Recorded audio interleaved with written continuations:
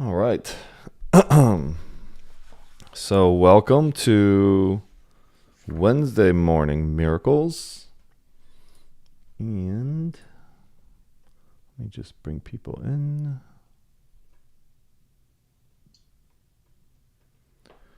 So, I'm excited to share today's call. And just to kind of summarize chapter 15, or my experience of my life during chapter 15 right now, is that let's back up to 14 for a second. During chapter 14, there was a lot of chaos happening in my life around finances, around career, business, that I was working with a family office and, having disputes and things happening in that place. And now things are being held in legal. But the same stuff is really happening right now in chapter 15, except my experience around it has changed. I feel a sense of peace. I feel like I have my power back. And, chapter 14 was all about teaching for truth. That means like experiencing it and learning and feeling what needed to come up during that time. And chapter 15 is really about the holy instant, the moment where we let go of the past and we let go of the future, the guilt from the past and the fear of the future. And so, last week, or on Sunday, we talked about special relationships, in which is majority of how we do relationships here in this world that we live in, where we give love to people that we decide who we want to give to, and then we withhold love from where we think, both of these depending on how people treat us in situations. Today, we're dropping into the laws of God, which is literally going to tell us it's black or white. One is at the expense of the other. You cannot live as if both things are true. You can't have special love and special relationship and experience the love and the peace of God that you are. And when we forget that that's who we are, that's when we feel a sense of guilt. And so God's love in the Course says that God's love is all inclusive. It's unchanging. Truth that the Course speaks of is something that is eternal and never changes. It doesn't change based on circumstances. It doesn't change based on your feelings for the day or your mood. So when we make an exception to that God's love is always all-inclusive and unchanging, somehow, giving love to someone and withholding it from others, we're going against the very nature of God's love, which is actually what we are. And this results in a sense of feeling guilt. And, sometimes you might be like, wait, what do you mean guilt? If you feel any uneasiness, if you feel any confusion, if you feel any loss of peace, that is where guilt has settled in. It's because deep down inside, we know that we are denying what is true, and we are denying what we truly are. And you may or may not consciously know this, but in our subconscious, somewhere inside, that truth still remains. The spark of light, the spark of God will always remain inside us, regardless if we see it or not. And when we are moving in the wrong direction, then we feel the sense of guilt. We create more chaos in our life, and it seems like we're always fighting with other people. So in this chapter, it's called the Holy Instant. So in the Holy Instant, the truth is revealed. We share the same love for ourselves as we do for all of our brothers and sisters, regardless of circumstances and situations. This love is really our true self, our true nature. And in this love, there is no separation. Right? The Course says that all of our problems stem from our belief that separation is real. And the entire Course for me is just a remembering of who I am. That's kind of what I can sum up as what the Course is really about, is the understanding and the remembering of who it is that I am. Because the ego tells us one thing, and we live in this world of scarcity. Somehow we are incomplete inside. And because we are incomplete inside, we search outside for what we think we are lacking, and we search outside for acknowledgments, compassion, for love, for money, for, the way that people should treat us. And the Holy Spirit uses the Holy Instant to reveal that the love that we are really searching for, the belonging that we are searching for, is already within us. And when we accept this, naturally, all of love and the laws of God come back into our awareness, and we experience peace. So the course isn't about adding more theoretical things, right? For you to, here are more things to learn and to understand. What the course is mostly concerned about for us, and what the course wants to do for us, is to give us an experience, right? An experience of a shift in our mindset, an experience of peace in the face of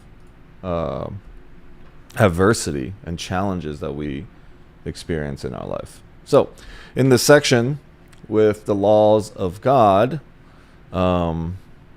let's first define what the laws of the world is based off of, and then we'll go to the laws of God, and then we'll go into the read here today, and then we'll do some shares. In those shares is where really the most powerful magic happens. Miracles happen. So, first of all, let's just define the laws of God real quick. And as we kind of go into this conversation, just think about how that relates to you in your life, and think about, anything that comes up for you is something that is invited for you to share with us. So the laws of God in this, the laws of this world are based on separation, on scarcity, on exchanges, on trades, right? They operate on the belief that giving means losing. That if I give something, I'm losing something. If I give something, I'm sacrificing something. And what is gained by another must feel like a loss for us. And that love and respect and all of those things are something that must be earned. These are the laws of this world that keep us trapped and bound to time. The past defining the present, right? And the fear of projecting that past into the future. And we just live in this place of constantly being in fear, guilt, and shame. And when we live in that place, we are afraid what other people will do to us. We are afraid that the world is unsafe, and we always need to be in fight. Last week we had shared, on Sunday we had shared this beautiful passage from A Year of Miracles by Marianne Williamson about how we always call to war. We want peace, but we call to war. And really, do we want peace, or do we want to be right about something? Do we want to be right about this idea of ourselves? So that's the law of the world. It seems like everything is in exchange. I need to get this. If I win, they lose. If they win, I lose. Right? And the perfect example is if you think about like somebody at a W-2 job, right? And you guys are just working, and then somebody else gets a promotion into a manager. Doesn't that feel like, oh, they won and something is being taken away from me? Where's my promotion? As if they got a promotion, that means I have less of a chance of getting a promotion. Now, if that's true or not, that is based on your thinking that the separation is real, because that's not the truth, right? Because maybe multiple people can get promotions. So the laws of God, on the other hand, is the opposite of the law of the world, which increases what you have, right? Giving increases what you have. As we give, it increases in us. That love is unconditional, and of course, says nothing real can be threatened. So love is unconditional, that it's timeless, and they exist always in the now, not in the past, not in the future. And that's what this chapter is about. It's called the Holy Instant. Is that moment that you willingly release the past and the future, which requires you to suspend all of your judgment just for that instant so that you can fully enter a present moment with God. And in that instant, you're no longer bound to the laws of the ego, because the laws of the ego is bound only in the future and in the past. And here in this holy instant, you are under God's laws alone. And Jesus in the A Course in Miracles emphasizes that you cannot bring your own laws into the holy instant. You must, in order to enter the holy instant in this present moment, you must lay down all of your laws completely. Then you have invited the Holy Spirit in to teach you that safety, love, abundance, all the things that you truly want, peace, are already yours, and you need do nothing to earn them. So, just some thoughts and key insights about this section as we go into, just to keep in mind for I guess, terminology clarification. Time. Number one, time. We're talking about the holy instant and time. Time is the ego's weapon, right? We just talked about how it chains you. Guilt of the past, fear of the future. 2 is that God's laws are naturally yours. You don't need to earn it. It reveals to us what has always been here, what has always been there, and we do not need to go and take it from somewhere else in the world. 3, there is no negotiating with the gods of law, with the laws of God. Right? There's no negotiating with the holy instant. You either surrender completely or you don't. There is no halfway. I can't say, sometimes I will, sometimes I don't. It's like right here in this moment, you have a decision to make. You either surrender completely and you allow God's reality to replace your perception. You can't hold on to an illusion and ask for clarity at the same time. You must let go of your illusions and your perceptions about things in order for a new reality, the natural reality of God, the real reality, reality with a capital R, to replace that. And the last thing is that your safety, the safety that you experience in this world, it comes from alignment, not control. So alignment with what though? It's the alignment to God's laws. There is no loss, there is no threat, there is no compromise. In my giving, I receive. All right, so we talked about special relationships a little bit in the last call. I'll open today's call here with, again, Marianne Williamson will kind of, in a year of miracles, share some bless us this morning. And yeah, there's a part of us that, all of us that are on this call, there's a yearning to remember. That's why we're here. That's why we're here to, not because we're going to learn something new, but we're going to remember something we've always known. And so if you're wherever inside of you that remembers, as we speak, you're like, yes, I can connect to that, because there's a recognition. We recognize something. We remember something. Right? The part of it, meaning that we've known before. We were a member before. So we're becoming a member again because we recognize it. It means we've always known. We've just somehow put a whole bunch of stuff in the way.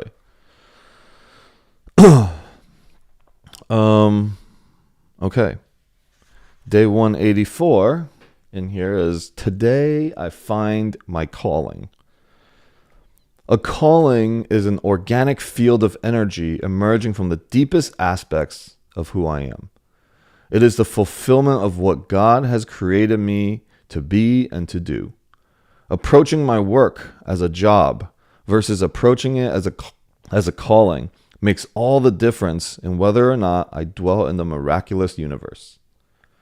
I have a calling simply because I am alive. I have a calling because I am a child of God. I have a calling because I am on this earth with a divine purpose to rise to the level of my highest creative possibility, expressing all that I am intellectually, emotionally, psychologically, and physically in order to make the universe a more beautiful place.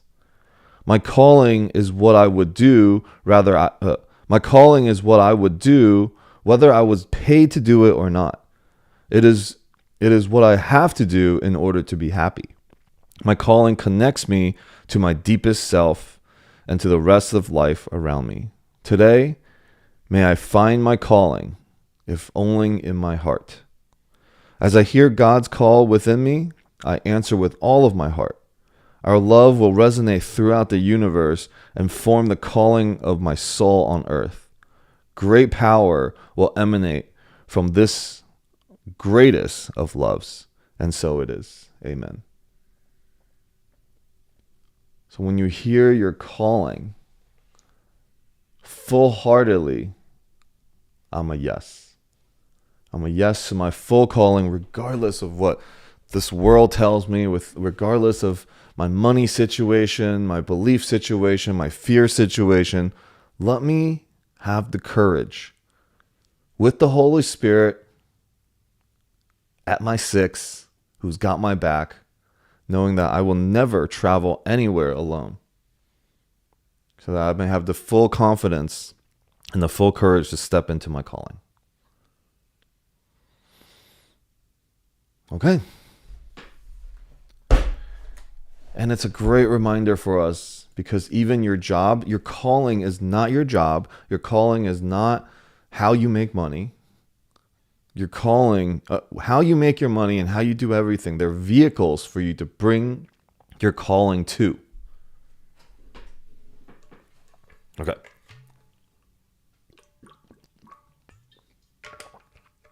So as we dive into this chapter here today, this section of chapter 15, when we read,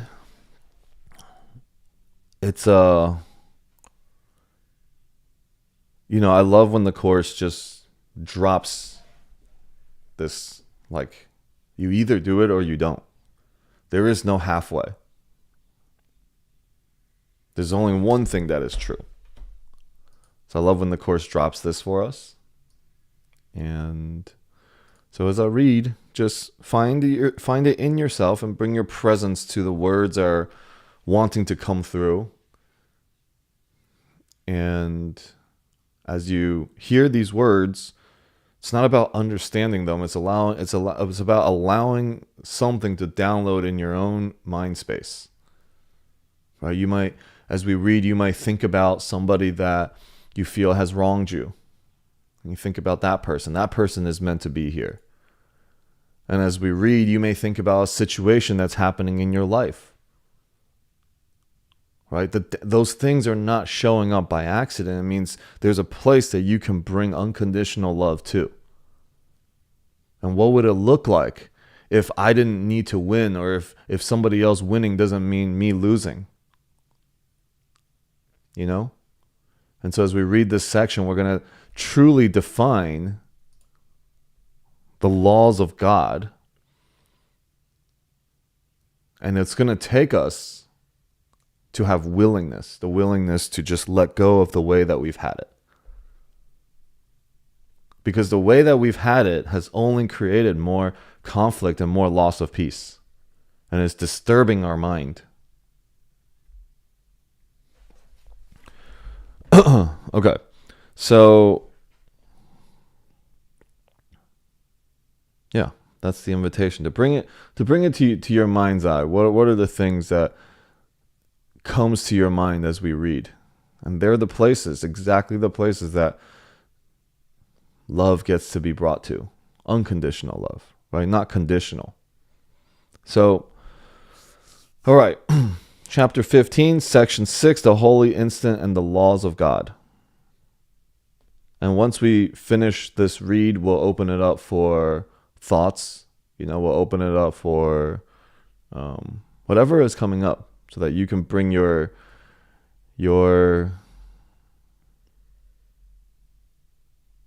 truth, and you can bring your examples to the call, so that we may all learn together.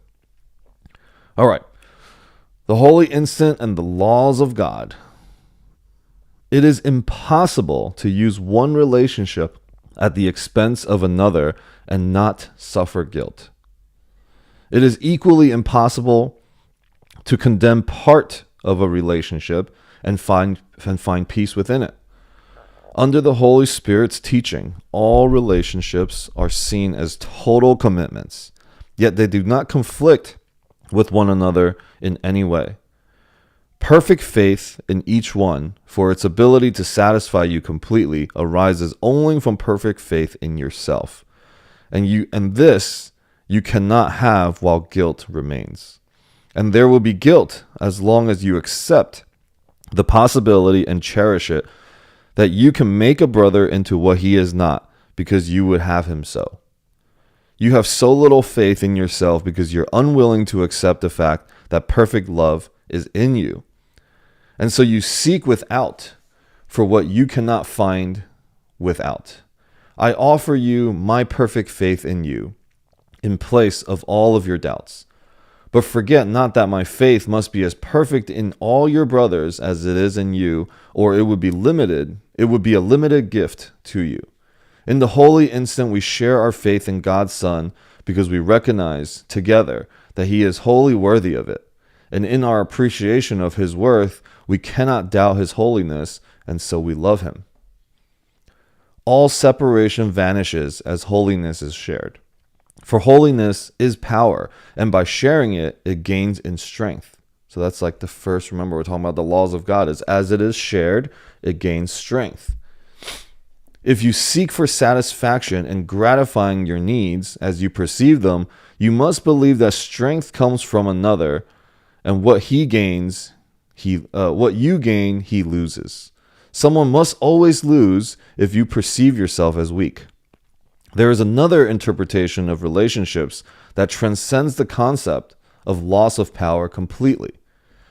You do not find it difficult because to believe that when another calls on God's love, your call remains as strong. So you don't find it difficult to believe that when another calls on God for love, your call remains strong. Nor do you think that when God answers him, your hope of answer is diminished. On the contrary, you are more inclined to regard his success as witness to the possibility of yours. This is a really powerful line here. We do believe this. If people are praying to God for clarity, for peace, if they receive it, you believe that the possibility of yours is actually greater, right? That is because you recognize, however dimly, that God is an idea, and so your faith in him is strengthened by sharing. What you find difficult to accept is the fact that, like your Father, you are an idea. And like him, you can give yourself completely, wholly without loss, and only with gain. Herein lies peace, for here there is no conflict. This is a really powerful line. Like, God is an idea. So if God performs miracles, like, just think about that for a second. If somebody had cancer, right, and everyone's like praying, and then she or he heals from the cancer, we're like, oh, God is amazing, God is great. See, that strengthens even our belief in God as an idea, that the miracle that could be performed there can definitely be performed on me, right? So that's an idea that we believe inside ourselves. Look, giving is receiving. That to believe and to share is to strengthen the idea of God's love. But somehow what we don't believe is that we are also an idea. That as we give, it strengthens the idea of us. Right? But somehow in this world of scarcity, as we give, we are diminished and we are diminished and more. You know? And so we feel like we are giving too much. And it's interesting because in a relationship, and I think about this a lot, I think about in the beginning of my relationship with my wife, I would do all sorts of things that just didn't feel like any work at all. For example, if she was like, hey, can you put this shelf up for me? I'd be like, yeah, of course, I would love to be of service. I'm going to show you how great I am. And this is what in the beginning of the relationship. And as we go further and further into the relationship, like putting up a shelf seems like I'm giving everything. Like, I don't like to do this. You know that I don't like to do it. And now I'm giving it. So like our giving, we interpret to grow and become bigger and bigger of a deal. And so we always feel like we're giving more. And then the receiving, right? Let's say she was doing like my laundry, and in the beginning I'm like, oh my God, thank you so much for doing my laundry. And as time goes on, year after year, it's like almost expected. We diminish other people's giving and we amplify our giving. And that's what the ego will continue to do. And so that type of giving and receiving starts to feel like we're always giving more when we're really giving the same. It's the way in which we are giving has changed. We give with a string attached to it, right? And amplifying our own giving and diminishing others. Okay.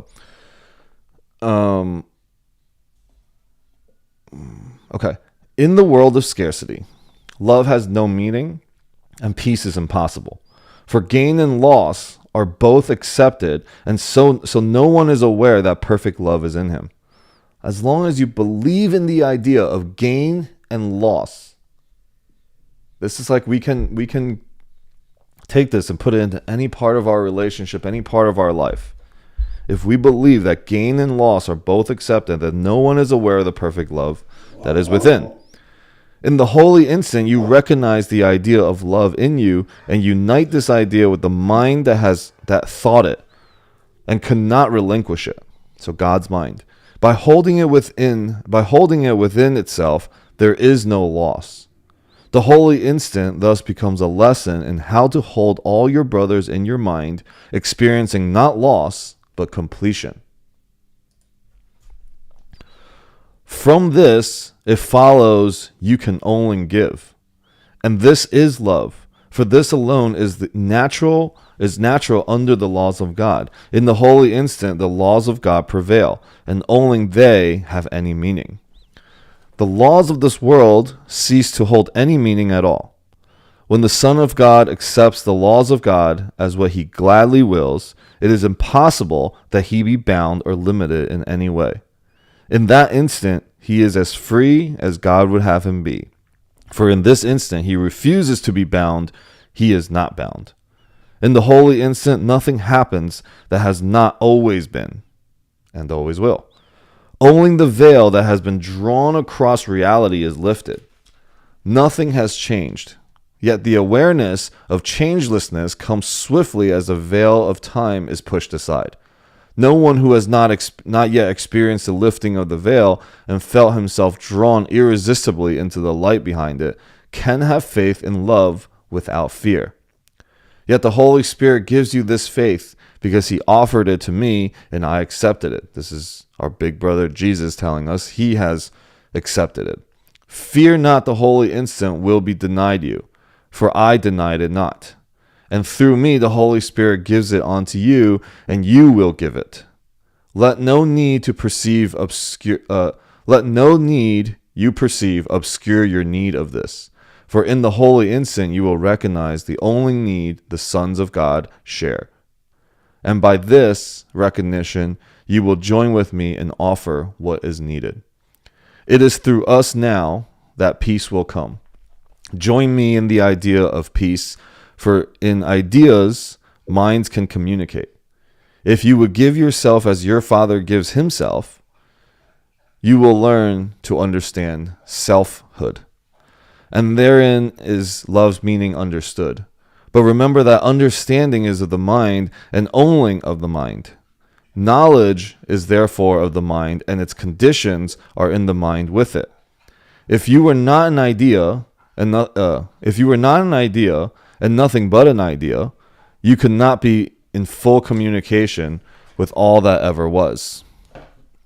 Yet as long as you prefer to be something else, or will attempt to be nothing else and something else together, you will not remember the language of communication, which you know perfectly. In the holy instant, God is remembered, and the language of communication with all your brothers is remembered with him. For communication is remembered together, as is truth. There is no exclusion in the holy instant because the past is gone, and with it goes the whole basis for exclusion. With its source, exclusion vanishes, and this permits your source and that of all your brothers to replace it in your awareness. God and the power of God will take their rightful place in you, and you will experience full communication of ideas with ideas. Through your ability to do this, you will learn what you must be, for you will begin to understand what your Creator is and what His creation is along with Him. So this is about like alignment, right? All of this conversation is about aligning our will to the will of God. And there's no friction, there's no resistances. So let's see, what else do I want to talk about here? I want to open it up to like what's opening. What are your thoughts about this? Anything come up for anybody as we were reading?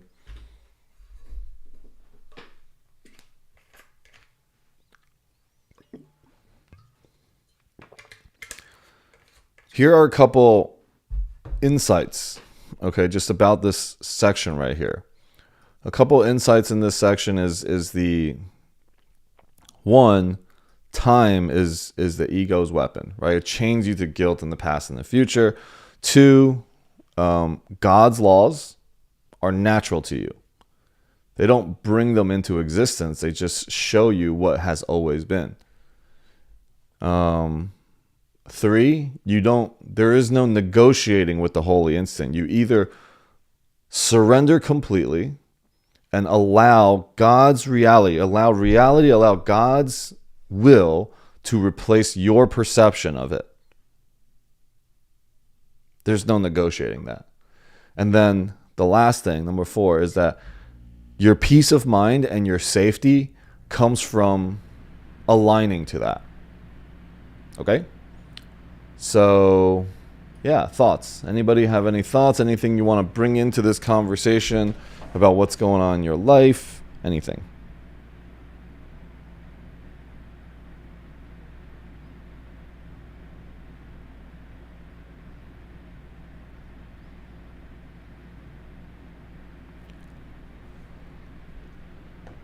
Thoughts? No? Okay. Well, then I will just continue on with my thoughts.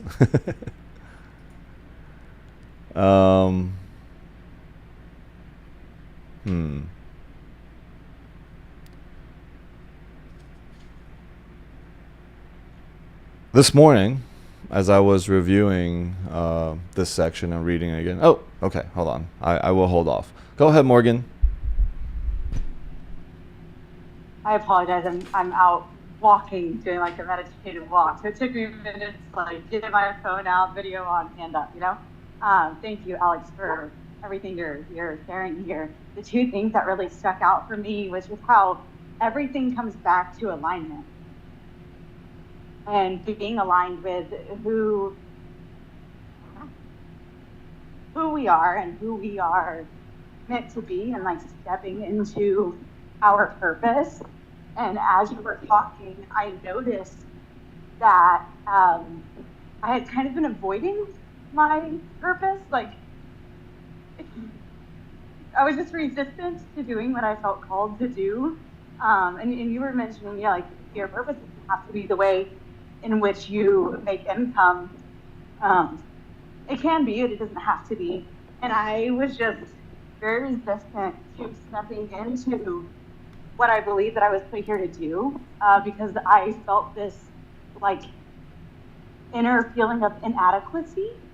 And so this really helped me today, just like a confirmation of being on the right path, doing the right things, stepping into who I'm meant to be and how that serves others, and being aligned with what I was put here to do. So I just want to thank you for that.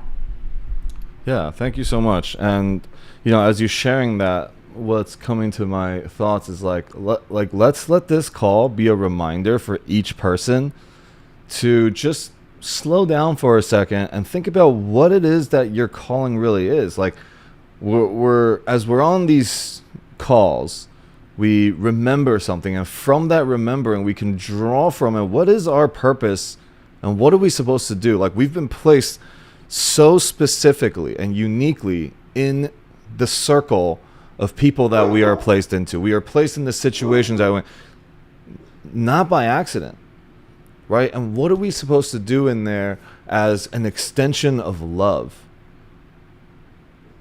And if we can start to remember just that, it's the way that we show up to work is different. The way that we show up to our team becomes different. The way we treat and communicate with anybody that comes into our life today is different. And it's not from a good, better, different place. It's just from a place that is more of a remembering of what I'm actually aligned to. You know, what am I supposed to be doing? And then just having the courage to like all in say yes. You know, these are the people that I'm supposed to hang out with. This is where I'm supposed to step up. You know, maybe somebody has wronged me and this is my time to show unconditional love and unconditional forgiveness. There are so many people in our lives that we can give this gift to.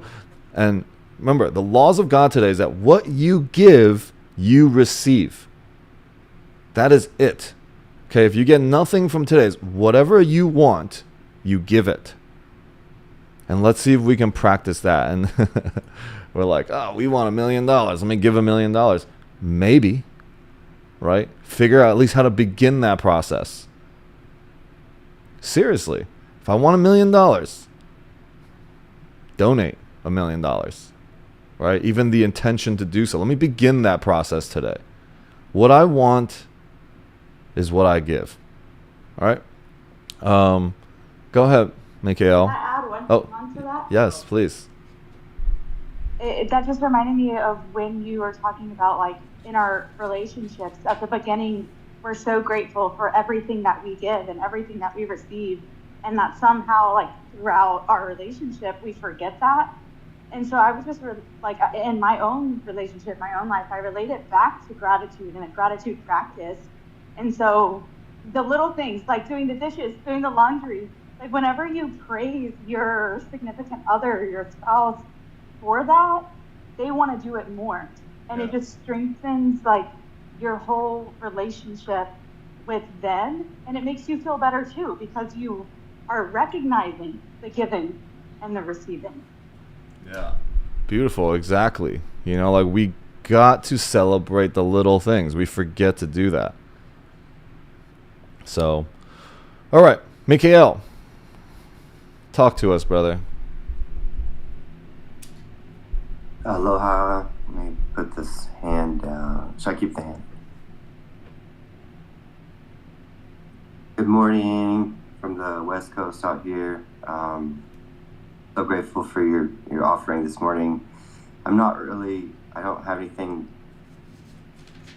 but just whatever passes through in the form of alignment, but just I wasn't going to say anything today. I was going to stay quiet, but I noticed nobody was really chiming in very much. So I just want to share my open heart. It really comes for me. What's being touched on is essentially the whole alignment with even meeting you in the first place, you and the Legends group, and always like seeking a job, right? Like I haven't worked like a normal quote unquote job for like over a decade. I like took a vow that I would never work for another man or another woman, like that I would only like work for God. On my spiritual journey, like many years ago. And I find myself at this time seeking a lot of help in regards to the alignment with keeping me on my path with my passion for making natural medicine. And for instance, like I went into a commercial driving license school in Arizona recently, and I finished my coursework there because I was like, okay, I have these formulas, I've done this work, I've done this thing, like I have some cool stuff in the, in the alchemy tank, so to speak, in the cauldron, right? The cauldron where the alchemy brews. But yet I'm like, where am I going to get the money for this? How am I going to fuel this? Right? I accumulated all this debt investing in all these products and all these formulas, all these things. And I'm like, what's touching is the alignment with how can I stay true to my natural medicine path and not go completely broke. Right? Like, I'm just being so real, bro. Like, I mean, 35, the expenses, we all know what those expenses monthly add up to: $800 car payment, $1,000 in rent, and so on and so on and so on. It just adds up and adds up and adds up, right? And I'm just one single guy here. So I'm like, what can I do? So I tried to consider, doing a commercial driving path. And what I found really interesting is I finished this commercial driving school in Arizona, and I find the most religious, God heart-centered trucking company in the universe to work for, Danny Herman. They have John 3:16 on the back of their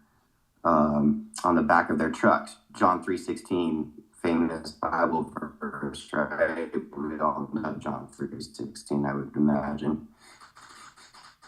So I'm like, oh, this is in perfect alignment. This is in perfect alignment, and this job, and it falls through for me. I made a poor choice. I failed a drug test, and that ultimately landed me back in Oregon, in Ashland, Oregon, to be near my 4-year-old son, who was in Florida. And so like the universe, God realigned me, even though I like passed the school and I did everything. Somewhere along the way, my higher self wanted to be with my son and wanted to be not giving up on my business. So I'm open to receiving any feedback from anybody in the group, anybody here that has anything for me, including you, Alex, of course. Dear master, beautiful brother, reflection. I'm open to receiving all forms of feedback, alignment from God, from nature, from the universe, to keep me on this path in a good way, right? That's why I made the leap of faith to come out there to share those samples with you guys and to like work on myself so that I can manifest more abundance, so I don't have to limit myself in working a job that I'm super not aligned with. Because every time I came back home right after the conference, right, I applied for these jobs, Amazon driver, AT&T associate, just things that I'm like, okay, I need to make some cash, right? I need some cash. And none of them are panning out. Nothing's working out. And I don't know if it's just something I'm doing wrong, or, I don't know. Had a beautiful breakthrough call with Claudia for like an hour and 44 minutes last week. Had a nice little clearing with my brother Eric. I feel like when he was on the cruise ship, another clearing with my brother Raphael, who I came to the group with. Wonderful connections with another sister from the conference. And so I feel like all these magical connections, even with you and your wife, I feel really good connections with you guys. What is it going to take? I am certain that this medicine path, I am certain as God is here on this call, that this is my path with nature's highest intelligence. Working with the blue algae, working with the fungi, working with the herbs, the highest intelligence. What is it going to take for me to stay in alignment with myself? That's why I'm doing these calls every day with you. Or I'm not going to stop doing these calls with you for as long as it takes until God stops me. Whatever it takes to make a successful movement to better myself and be of service to our collective consciousnst and to help us all remember ourselves in God and nature. I'm open to all feedback, all alignment, and thank you for just letting me pass through. I had nothing planned, just wanted to drop a little seed of yogini loving thought forms into the pond of beautiful creation. Thank you so much. Yeah, that's really beautiful of, sharing authentically, and you are doing exactly what you need to do. So, first of all, it takes a lot to just admit that, like, out in the open, right? And so you're coming to this place of full surrender right now. And there's probably still parts of you that is in resistance to it, right? And but just by the willingness to share, like, it's almost like we have to get beat down to our knees in order for us to be like, okay, I surrender, right? So there's just probably a little bit more of surrender, and you're like, all of your calling and all the things that you truly deeply want inside is right there. Right Like, here, right now. well, it's right there, and it's, like, there is a true connection to the divine and to God, and surrendering, like, our desires. Like, oh, I desire to make more money. I have to do it this way, this way, this way, this way. And just, I don't have like a specific answer for you, but I always say the answer is to connect to God and spirit more. Yes. Ask for what I need to be shown, what I need to be doing, what is in my way. Like, ask for it to be shown rather than like an answer. But I want to acknowledge, yes, like Claudia here is saying, I want to acknowledge you for the willingness to be vulnerable and to bring something authentic and real for you onto this call. And it's, that willingness is really powerful. And know that you are not traveling and doing anything on your own right now. Like, God and spirit is always walking with you, inside you, taking care of you, and showing you the direction that you need to be going. All right, so you and I can have a conversation later about more of like tactics and strategies, like what you offer and all of that. Maybe you could be plugged in and connected somewhere. But just from sharing like that, it's, there is movement for you already, bro. I say thank you for the space that you're holding in your beautiful heart. I just want to, I just want to shower you with gratitude for this space that's being made available for this vulnerability and for these authentic shares to pass through me. It's very healing to my heart and my soul, and I know the universe is and God is so happy with this work that you're doing, Alex. And I'm just here to support you and be your friend any way I can be, brother. Thank you. I'm complete. Awesome. Love it. Okay. And, for those of you guys that are listening to this as well, if you feel a call to share, to support a brother in whatever way in your capacity, giving is how we receive. Okay. So, okay, Claudia, yay. Hello, Alex. Hello, everyone. I think it's so perfect. My share just ties perfectly in. Thank you, Brother Michael, for your share and your courage and vulnerability. It's really refreshing and very inspiring. And yeah, we're working together, right? We're all working together this path. You've shared so much in this call, and the one thing that stood out for me, which is a big breakthrough and realization I recently had, where you said that you can hold both, right? Like the God will and being in that, and also the ego, right? Like the things that we want to hold on to, how we can really hold both.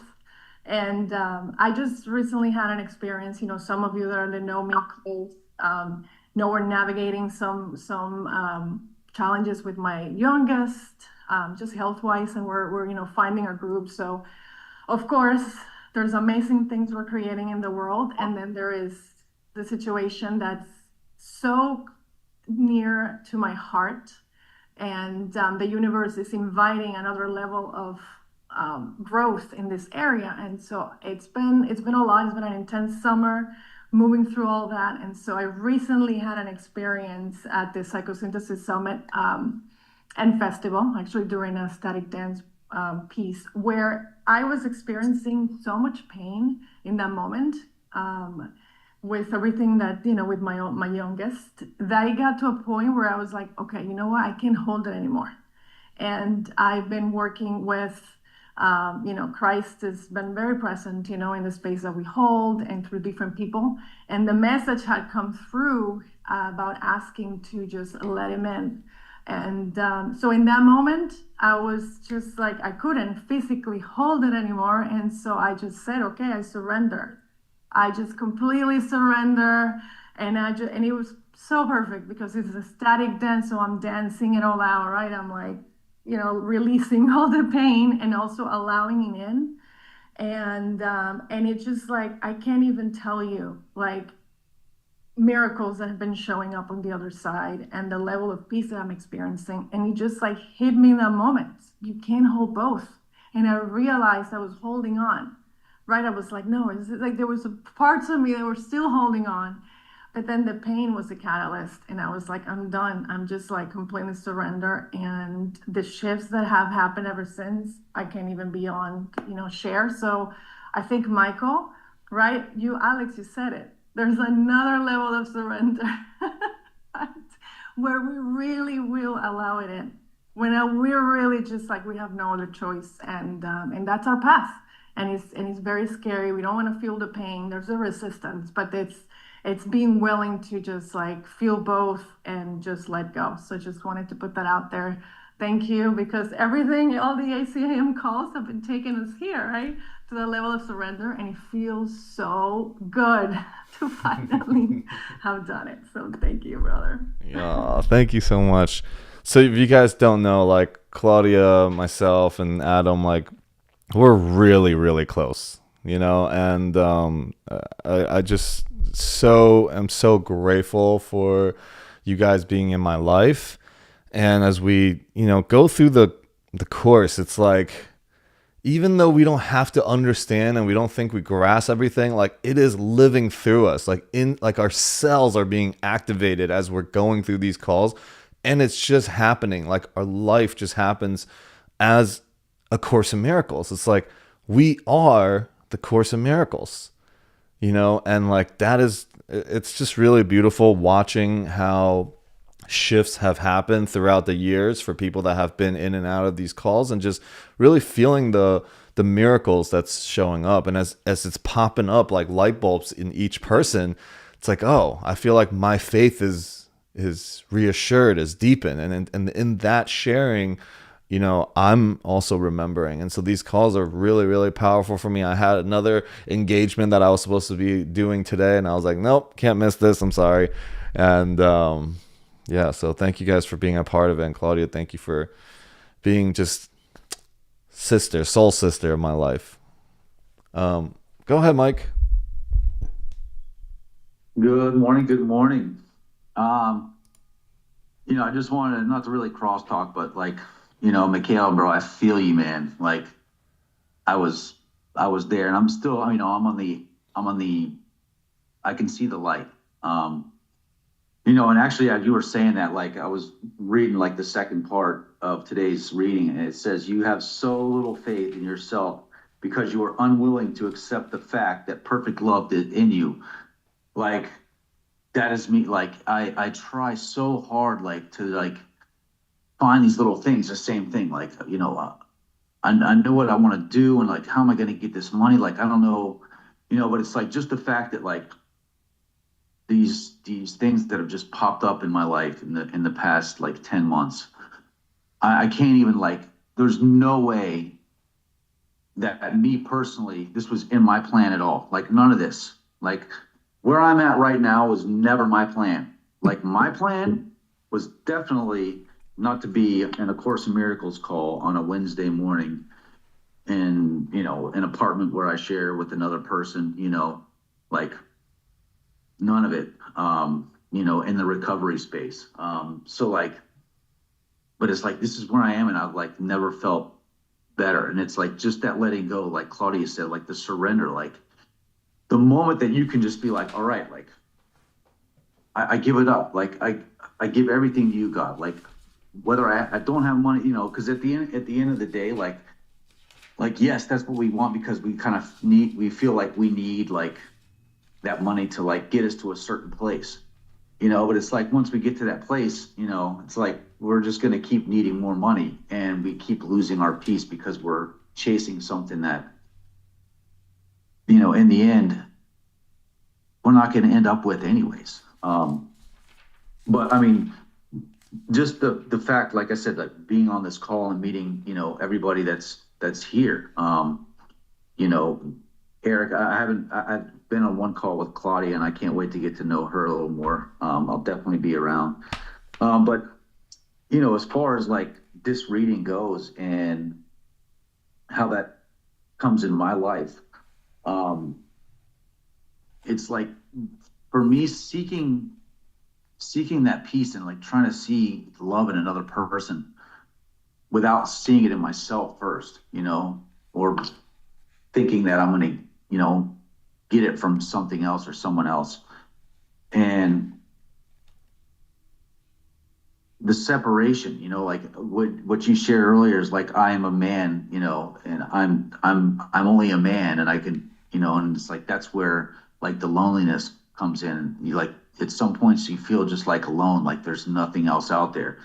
And that's really like God calling you, like, I'm here, like just surrender and trust in me, right? This is how I feel. This is it worked for me. And things start happening, people, look at least for me, like I look at things that show up in my life and say, how is this serving? Like, what's the lesson here? Why is this person in my life? Why did I meet this person? And then just trust that it is so. I don't know where I'm going with this, but I just felt like I feel you, man. I feel you. And you're in the right place.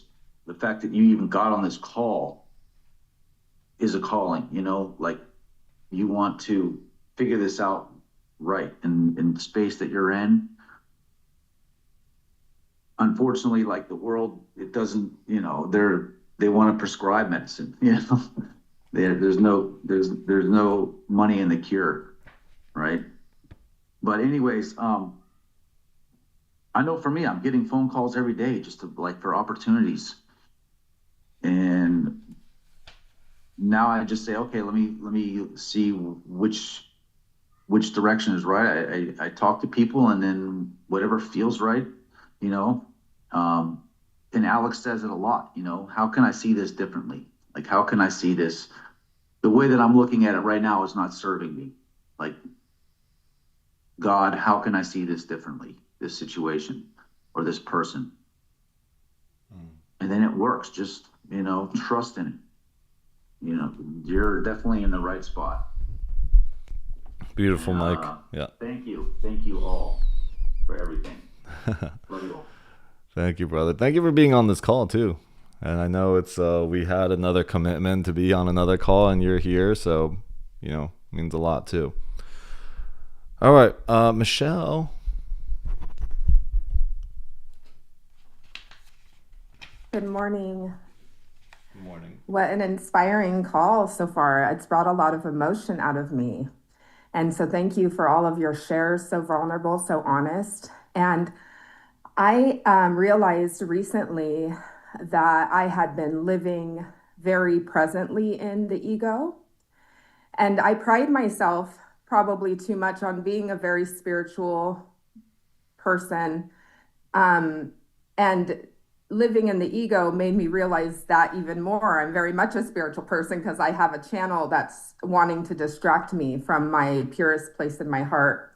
And so this shares that you guys shared, I recently brought all of my items. I moved to Georgia from California, and all of my stuff was still in California, and my business partner brought me back some of my stuff from California recently, and I found the journals, many of the journals from my awakening. I went through a very intense, abrupt awakening that started in 2012, and by 2015, I was fully seeing, fully hearing, and it's interesting because now I'm diagnosed with autism. So it kind of just all makes sense with the way God works. But what was really fun and incredible about remembering that part of myself that had no ego, when God first woke me up and I saw my palms pierced and my feet pierced, and Jesus was there and Christ was present.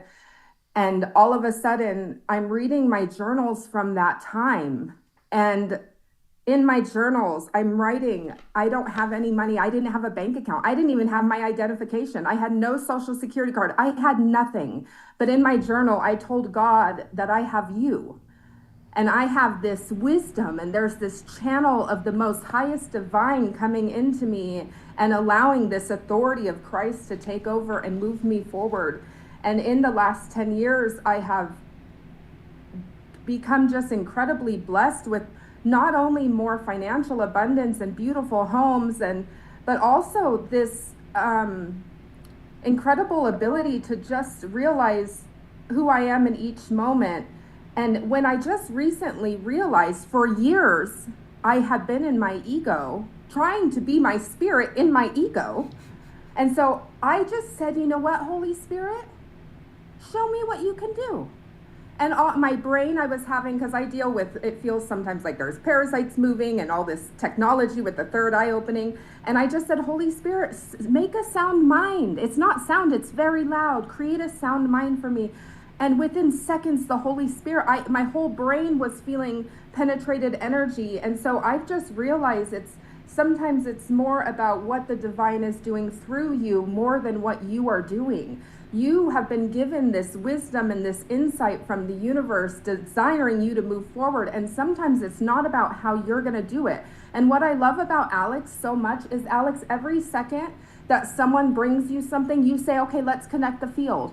It's not always about Alex. It's not always about Mikhail. It's not always about Michelle. Sometimes it's about just connecting the field. And I'm just so honored to be on this call, and I'm so honored for the Holy Spirit. I just want to thank Christ and the Holy Spirit for continually guiding me. Reading my journals was so humbling. And to be able to go to the store and get things I need without adding up the total of the cart before I pay. It's stuff like that. So going from living in poverty to living in abundance, it's not just about finances, it's about what you're doing with the Spirit. And so this call just really inspired me today. I invite you, if you haven't talked to the Holy Spirit, they're hearing spirit guides now and seeing energy and seeing colors around people. It's quite a very, very advanced new world, and we're all very connected to it. And so I invite everyone to, in your quiet moments, you have 2 angels sitting by your bedside, talk to them. Hey, tonight when I sleep, if you can help my legs, I've been having pain in my knee. We have a whole abundance. And God, thank you for allowing me to come forward. I get anxiety sometimes when I speak because 10 years ago I looked crazy. Now I look maybe just more sane. And so thank you for seeing me in my wholeness, in the way that Christ designed me in his image. And Claudia, I just love you so much. I am honored to be a witness of all of you and participate on these calls. And just thank you for this call and thank you for this moment. I love you guys very much.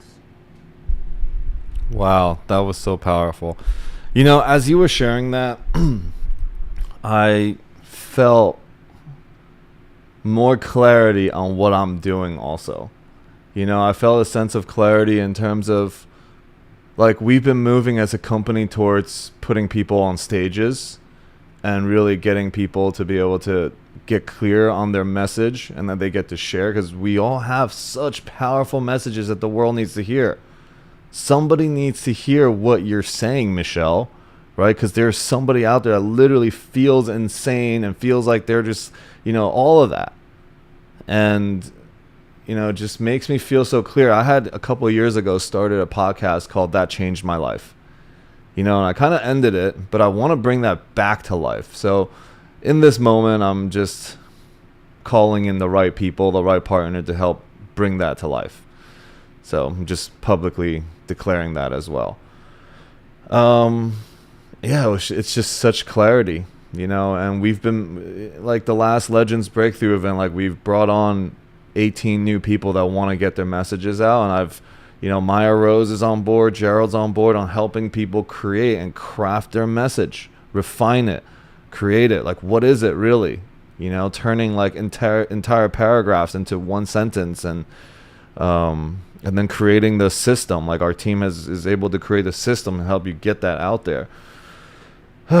It just feels really good as you were sharing that, Michelle. Thank you for like just speaking your truth in a way that as you're speaking it just brought clarity in a whole different dimension about what I'm doing, you know. And if I could say something, and I know, and I thank you all for such a safe space, because it's not always easy to talk in the world. I do know that through Christ and the Holy Spirit, our voices are catalyst to the great work being done. And my throat chakra has been voided for a while. And so thank you for all of your shares, especially Jill. And there's several people who share on here that are maybe Claudia, the other Claudia, but Jill, I think literally when we get off the call, I'm like, gosh, I want to be friends with Jill. Like, just this fun, just real life stories. And I really love real human experiences, because it's like living in a different dimension. So just this presence that you are all allowing me to be in just allows me to know that we're safe here and we can do this. So what a gift. Yeah, that's so beautiful. Well, now that we're here, who else has anything they want to put into this soup of vulnerable, authentic shares of awakening? You know, the next section for this chapter is called the needless sacrifice. So that will be on Sunday. Also, just to share with everybody real quick too, Sunday is Chris DeSanti and I are running our second call. Our second call for the Arc of Awakening. Let me grab the link and all that. One sec. That will be from 1 p.m. to 3 p.m. Eastern Time. And 1 p.m. to 3 p.m. Okay, so then we will just do that call on Sunday. Okay, so we won't actually bring the needless sacrifice in. We will just do that call. So I'm gonna grab you guys the link real quick.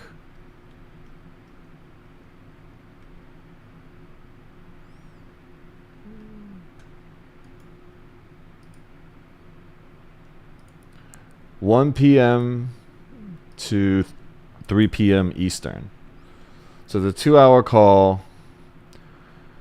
Chris is, this is actually the remembering. Like the last one that we did was called the undoing, the release, releasing the blocks to love. And then this next one is the remembering, which is reclaiming your true identity. And then we will have a third call called the embodiment after I get back from Burning Man, which is living the miraculous life. And that's our 3-part. And then I will also send to everybody the recording of the first one that we did, so you can catch up on that as well. But Chris is, epic. And they have a YouTube channel, actually. If you look up Sermons on the Couch, Chris does a lot of shorts on little excerpts of A Course in Miracles as well. So he's the one that brought me into the course. He's like my big brother in all things. So yeah, I'm really excited to be sharing this space with him. He's been teaching A Course in Miracles for like 2 decades now, maybe a little longer. He's been in this game for a long time.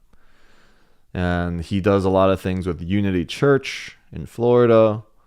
So yeah, really excited to be sharing that with him. And then we'll probably in September sometime, we'll be running or maybe in October, we'll run like a live event in Florida where we'll bring everybody together and we'll do some, stuff in the course together.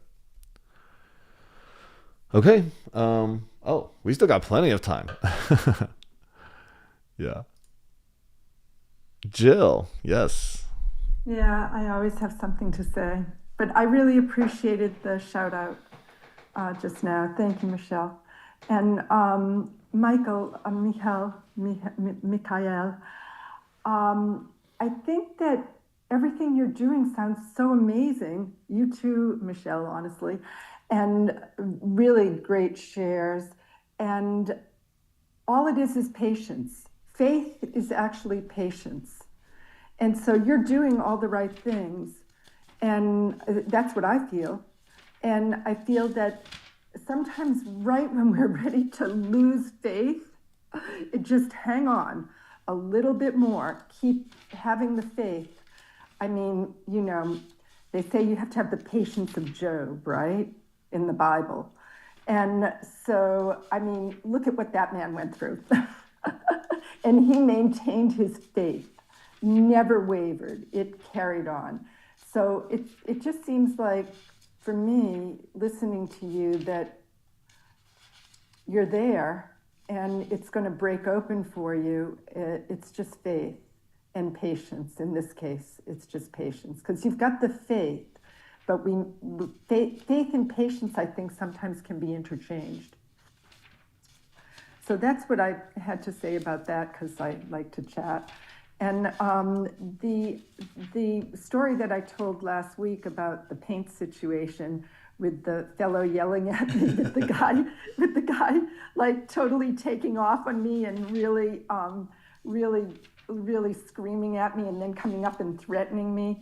Did I tell you that I ended up writing a police report? No. So I wrote what I did was I wrote everything that was happening. And because my life coach was helping me, I was ready to just pay the guy $200 and walk away and just say, just leave me alone. And my life coach was, you are not doing that, no matter what. You're going to write everything down. So I wrote the whole sequence of events of, what happened, and put it aside. And my neighbor came down, and she knows the dude, and she can't stand him. And she was like, oh God, you've got to file a police report.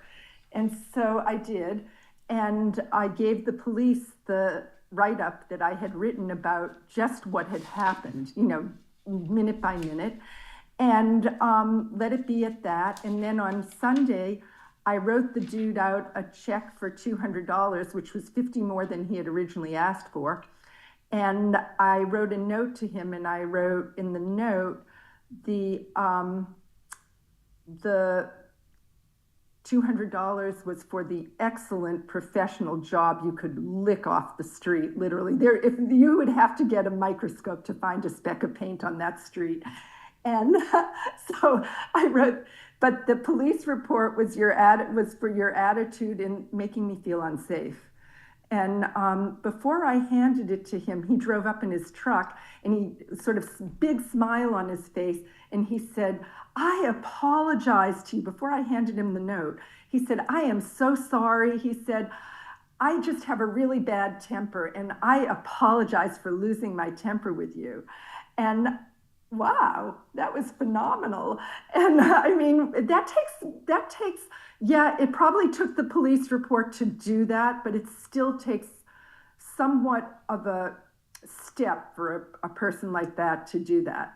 So I was impressed. And then I handed him my envelope, and I don't know what happened after that, but I didn't see him open it up and look at it, but I hope he was pleasantly surprised. So that's the end of that story. or so it seems, exactly. For now. Well, actually, it's not exactly. To be continued on the next call. Yeah, but the thing that I really feel is that, being an older person and having just lost a friend of mine who was 81 and was alone, and a brilliant artist, but all alone, it is so important to have community. And I think that particular person, my friend Rosemary Otto, did a series of paintings called The Invisible Woman. And they're paintings of women walking down the street. Their dresses are the only thing walking down the street. There's no human in the dresses. And or doing things in which their dresses are, in the position of doing bowling or whatever it might be.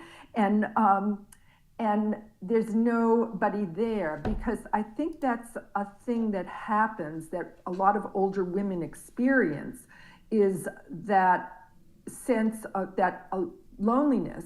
the way the society is structured. When we were growing up, my grandmother lived with us, for example, when she aged. And there was no question she was the person we were to respect, but we did just au naturel. And there was, it was part of the family.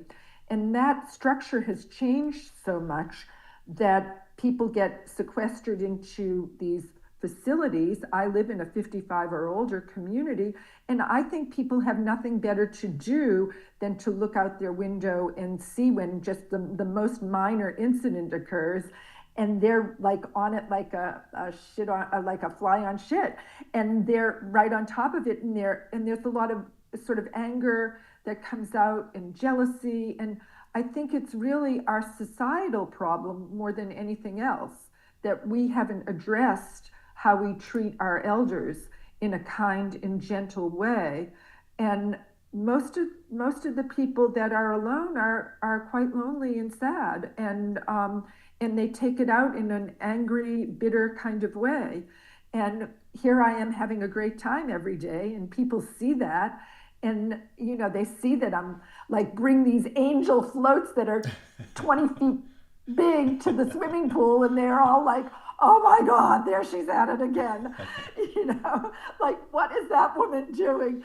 And, anything they can find.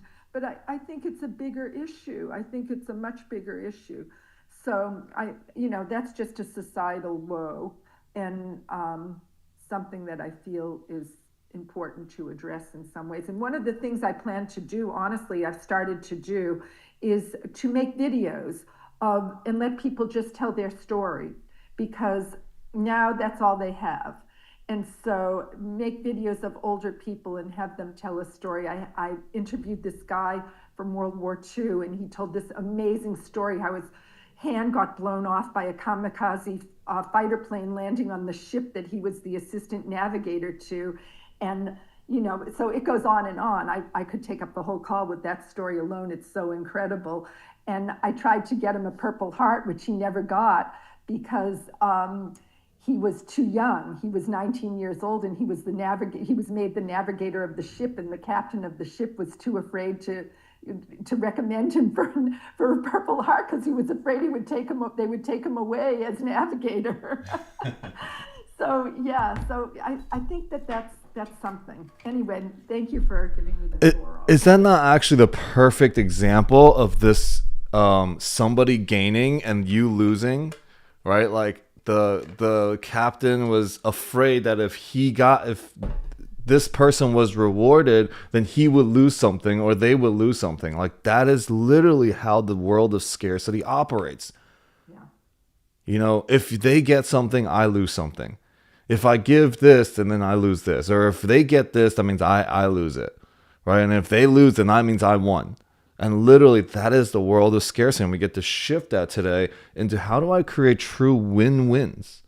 And that in somebody else receiving, and this is that the part from the course is like, if God performed a miracle on somebody else, don't you feel like that miracle is now expanded, and now your faith in God is even more? Right? There's like, yes, we believe in that. And then the other part of our mind believes that gain is loss, or giving is related to loss and sacrifice. So which one is true? Only one can be true. One is the laws of God, and one is your laws.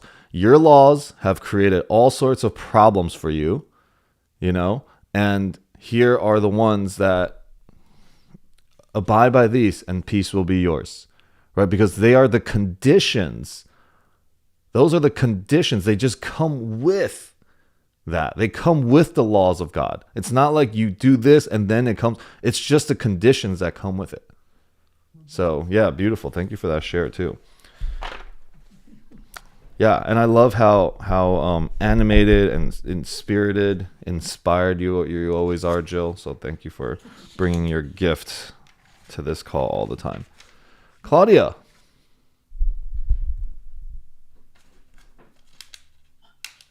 Good morning. So I have about 10 minutes. How are you, everybody? Great. So listening to Jill and bringing up your beautiful conference to life, and having the voice for kids and elder people. Get to share there are a couple things right here that it became present to me, and I get to share a little tiny story about like something has happened to my son. A lot of the things around my children, I have one in public school, the other one is homeschooling. Yeah. The one homeschooling has had some health challenges quite a while for a couple years, and emotional is one of his things that he doesn't allow him to be in school in person, and have to hear like if I'm a good mom or a bad mom because he's homeschooling and he doesn't have too much social interactions, and he doesn't require too much interaction, and that's what I stand for him. So saying that, so I can understand and have a lot of compassion for school teachers, because it must not be really easy to be a school teacher with so many adolescents going through their puberty and really tough, right? So saying this, I have been, kind of like creating a safe space for my son. In last week, he struggles with English as a language art, right? He doesn't like it. He's really good in math, really good in science, but he doesn't have, the drive through ELA. So we have been having tutorings and a lot of support for him. And then what it is for me present is that he definitely, some of the things is social anxiety that it creates around him. So even being in homeschooling and being with the tutoring or the teacher sometimes online is a big thing for him. So he takes his classes with the camera off. Saying this, I have done some research work around him, and I cannot press him or push him about him having this type of interaction. So the teacher it sounds a little condescending with him. Her tone was a little bad because he was not completely ready to take the discussion-based exam orally, and he wasn't enough prepared, but the tone of the voice was a little condescending. And when she hung up, I text her and I say, your tone of voice intimidated my son to the point that he got so nervous so he couldn't get his guided notes out and have it in the proper way. And I said to her, I hope everything is okay with you. And then she said, I'm so sorry. I've been coming out of being sick, and I didn't think my tone and my horsey voice and feeling this way, it will affect him. I don't want to have anything to be affecting my students. And I said to her, it's okay. I understand now. I can have more compassion for you where you at, and thank you for being vulnerable to share that you were sick and maybe you weren't in the space to do the test for my son today. So saying that is, like when our children don't have the voice, or when our elders don't have the voice, and this is another wake-up call that I had in Salt Lake, Utah, when we were in the conference, and we met this elder lady, and what I heard some people telling me, like Jill said, like the grandmother used to live with us. Well, my grandmother used to live with us, and my mother lived with us. So grandmother for my children live with us. I only haven't been without her for 8 years of my life. And people really seem to be strained by it. But I still respect, even though we have our moments where we have hiccups, my mother and I, but it doesn't mean that I love her less. It's part of the relationship, and we resolve the conflicts, and we love unconditional like always. So that's just something that I bring in this space, because I always tell my mom, if you want to see the difference with the elders, you bring the difference. And I'm doing my part, and you bring what you have in place. And I say to my son the same thing. I show him the text that his teacher has sent to me, and I say, sometimes we need to have a little bit more compassion and see where they are, especially when she was open to share that she was coming out of being sick. So I just wanted to share that. Thank you. Yeah, thank you for sharing that. Those are everyday challenges that we do face, and how do we resolve those things. You know, this conflict resolution is a big practice that we can all learn and take. So yeah, communication really. And you know, I was gifted this book by Young Pueblo, and it's called Inward. So I was kind of just like flipping through some of the stuff, and oh, I have a sticker in here, and something just I was thinking about mind and our body, like how does everything align, you know, because like we are really not our body. So how do we make sense of all this stuff, especially when we're talking about A Course in Miracles, and what does this shifting in our mind actually do for our physical and the things that are around us? So, and I was just kind of flipping through and something caught my eye. So I'd love to just read this to you guys as we close out this call here today, which is just to bring all of that together into one. And so here it is. It starts with, we carry our attachments and pain in our bodies. As we let them go, our bodies change. So when we think about bodies, you could just think about your body, or you can think about just physical things. A body is a field of moving energy and a system of information. As life continues its fluctuations, we tend to gather attachments, burdens, and sorrows. We hold them so tightly that they become embedded in the body, causing blockages and disruptions in the flow of our system, which can limit access to the best possible version of ourselves. This sometimes manifests as ailments or diseases, as well as lack of belief in our own power and a lack of understanding of the universe. When we purify healing techniques, the body begins releasing these knots of attachment, allowing our field of energy to return to balance and move more freely and powerfully. This causes changes in our body, not just physical changes, such as the healing of disease ailments, but immaterial and internal changes as well, such as believing in oneself more and growth of love and aspiration to grow into wisdom. Really, there is no separation between the mind and the body. They move together as one under the leadership of our mental contents. They move as one under the leadership of our mental contents. This is, you know, A Course in Miracles is the mental contents. This is of the mind.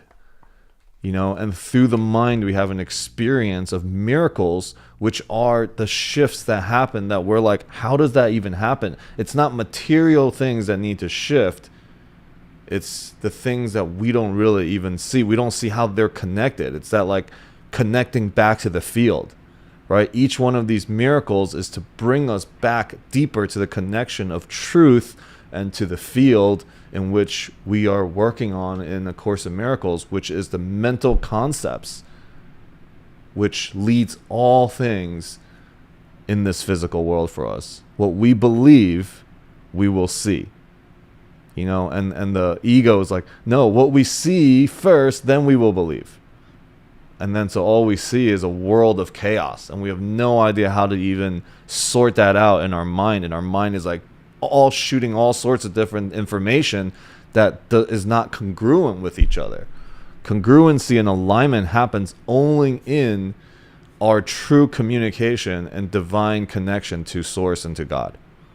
You know, in that as the Holy as Spirit. So, all right, that's great. Thank you all. This has been such a wonderful call, a great reminder, and yeah, just, you know, one of the things, be patient, everyone. Like, God and Spirit and everything is moving to you, for you, as fast as it possibly can. And we just get to be patient and know that our time is coming. All right. Love y'all very much. Thank you, thank you, thank you. See you guys on Sunday. Peace out. Alex. Thank you, everybody. Hello.